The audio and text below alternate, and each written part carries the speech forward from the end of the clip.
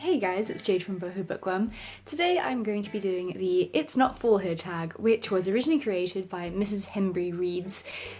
I just feel like for the majority of booktube, everyone is just heading into fall. You guys are talking about pumpkin spice lattes and all these autumn vibes, and it just sounds amazing. Whereas right now, for me here in South Africa, we're going into summer, which means I'm breaking out the bikini and working on my tan.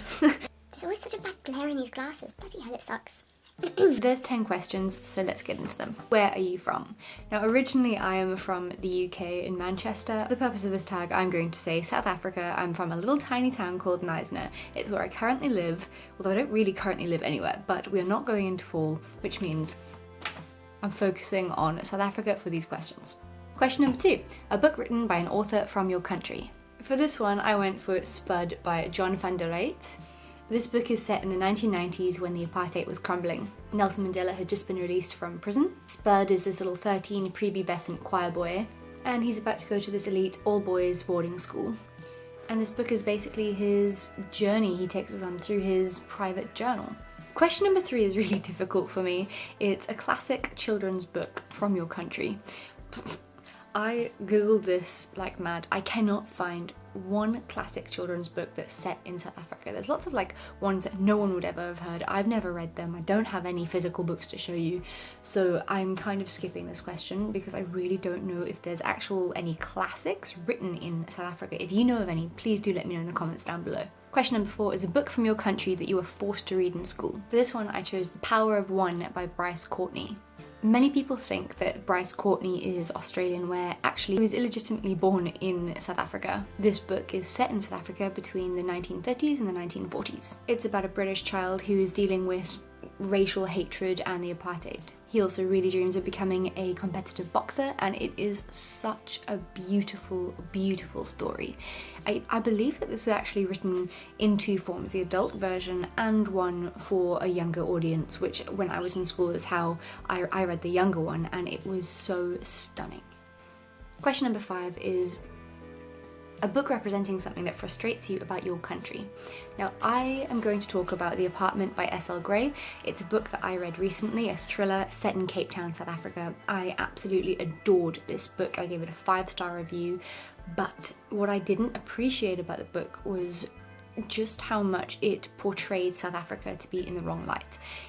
I think every country is dangerous and every country has violence. The Apartment just portrays South Africa to be extremely dangerous with regards to where you should live in the world. It's about there's mention of the security you need to live here. I for one know many people from all over the world that refuse to come to South Africa because they are too scared of the crime here, where honestly I think crime is everywhere in the world, so don't just avoid South Africa because of that.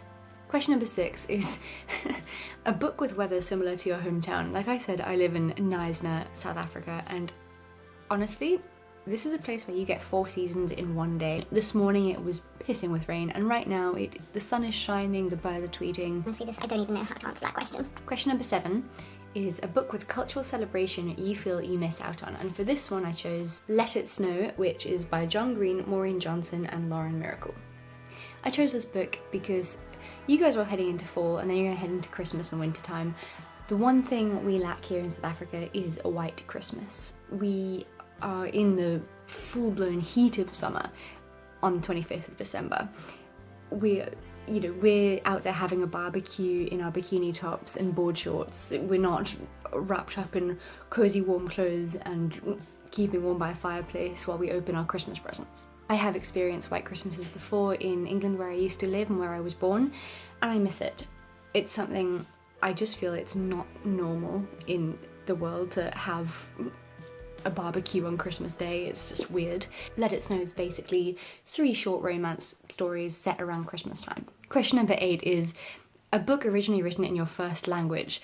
The only other person that's done this on BookTube so far, unless someone's busy uploading one right now and beating me to it, you bugger, is Steve Donahue. And Steve Donahue actually got quite witty and sarcastic about this. He said that there's absolutely no book in the world written in his first language because it was hand gestures and, baby talk, goo goo gaga. Question number 9 is a book depicting a cultural celebration or festival that you love. For this one, I chose a book that I actually just bought in a secondhand bookstore the other day. It's one that I heard about a while ago, and it's been on my Goodreads list of books I need to buy for a long time, and that is Holy Cow, an Indian Venture by Sarah MacDonald.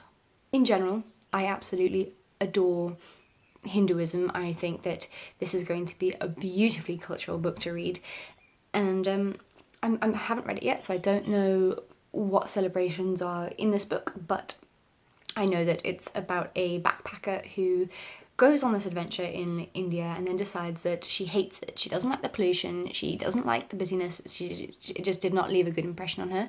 And then when she's on her way to the airport, this beggar or homeless person reads her palm and says that she is going to return to India again one day, and she basically just laughs him off and says never.